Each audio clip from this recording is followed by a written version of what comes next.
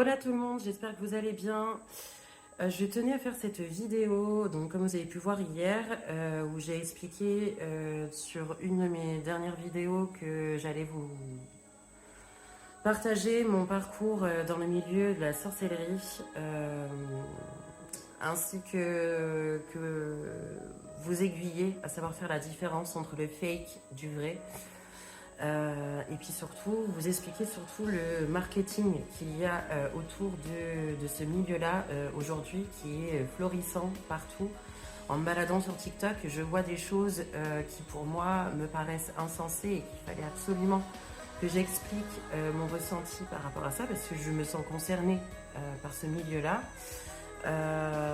Je tiens à préciser que je sais pertinemment que je vais me prendre un ramassé de commentaires désagréables, pourris, mais vous inquiétez pas, ça m'empêchera pas de dormir et de me réveiller le lendemain.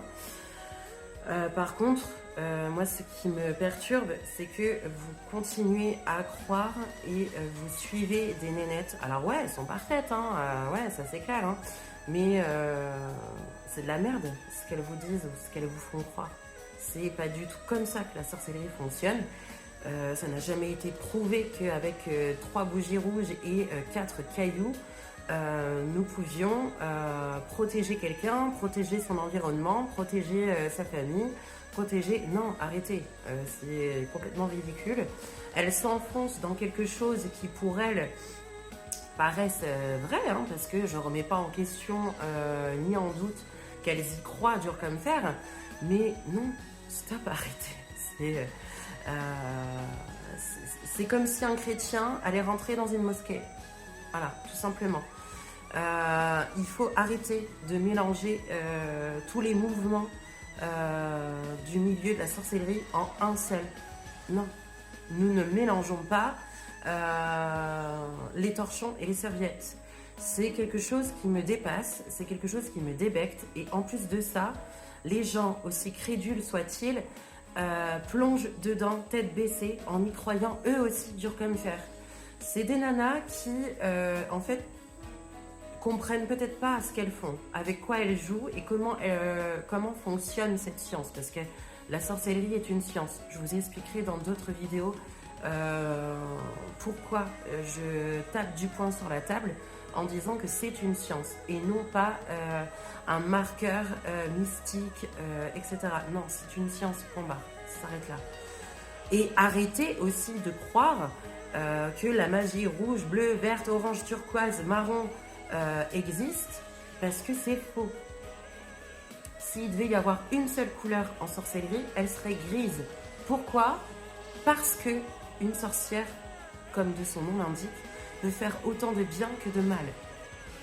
Donc à partir du moment où elle joue avec les deux pôles qui sont totalement différents, gris s'il devait y avoir une couleur, et non blanche, rouge, verte. Non, ça n'existe pas, ça n'a jamais existé, ça n'existera jamais. Pourquoi? Parce que je pars du principe que la sorcellerie, telle que nos ancêtres l'ont créée, elle n'avait pas le temps de les répertorier en couleurs. Ce qu'elle devait faire, c'était se protéger, protéger elle, protéger son entourage, pour éviter d'être exécutée. Donc, qu'est-ce qu'elle faisait? Elle faisait ni le bien ni le mal, elle pratiquait les deux. Pourquoi? Parce que c'était comme ça. C'est ainsi que ça l'a été, que ça l'a toujours été. Que vous ouvriez n'importe quel livre, ancien, récent ou ceux de demain, ça sera écrit comme ça. Il n'y a pas de couleur, arrêtez. Ça, c'est du marketing, encore une fois. Et puis, je tenais aussi à expliquer que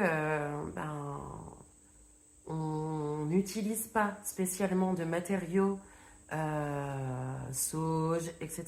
On utilise ce qu'il y a autour de nous. Une vraie sorcière, comme son nom l'indique, manipule l'espace et les énergies qu'il y a autour d'elle et elle utilise comme matériel tout ce qu'elle a à portée de la main. Tout simplement.